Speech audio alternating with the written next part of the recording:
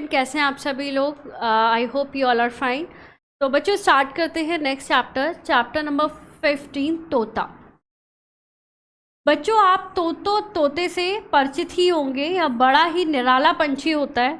इसकी tie tie की आवाज़ सबको अपनी ओर खींचती है। तोता सभी ने देखा होगा, जिसकी रेड कलर की बीक होती है एंड ग्रीन कलर का होता है। आओ आपको इसके बारे में कुछ और अन्य रोचक चीज़ें बताते हैं।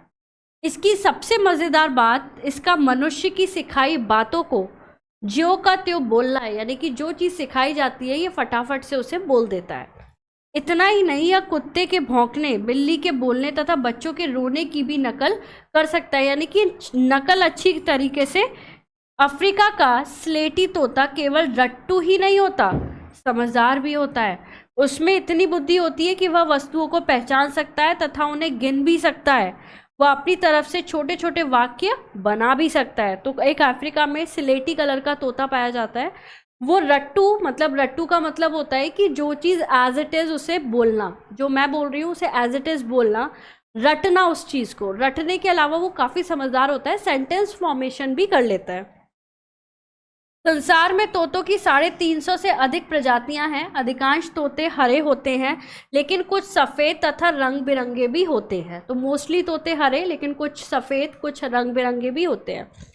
तोते सामान्यतः पेड़ों के कोटरों में अंडे देते हैं। कोटरे मतलब पेड़ों के जो खोल होते हैं उसमें अंडे देते हैं।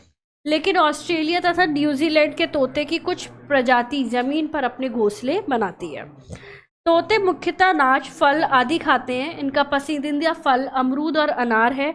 ये सिर्फ मिर्च भी मज़े से खाते हैं। कुछ तोते कीट और छोटे जीवों को भी खा जाते हैं। तोते को स्नान करना काफ़ी पसंद होता है एंड ये स्नान करने के लिए दूर दूर तक चले जाते हैं। इन्हें तैरना नहीं आता, इसलिए ये पानी में गोता लगाकर केवल अपनी देह गीली करते हैं।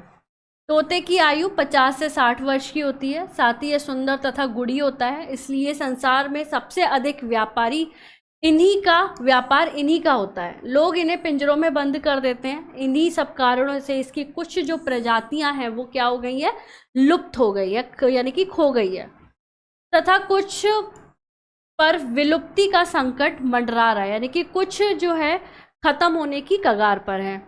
हमें इस ओर ध्यान देना चाहिए, तभी हम अपने तथा अपने भावी पीढ़ी के लिए इस जीव को बचा पाए, यानी कि आने वाली पीढ़ी के लिए जो तोता देख पाए, उसके लिए हमें अभी से जो है थोड़ा सा इस ओर ध्यान देना चाहिए। तो बच्चों ये था तोते के बारे में। आई होप आपको मज़ा आया होगा। मिलेंगे नेक्स्ट चैप्टर में। Thank you so much.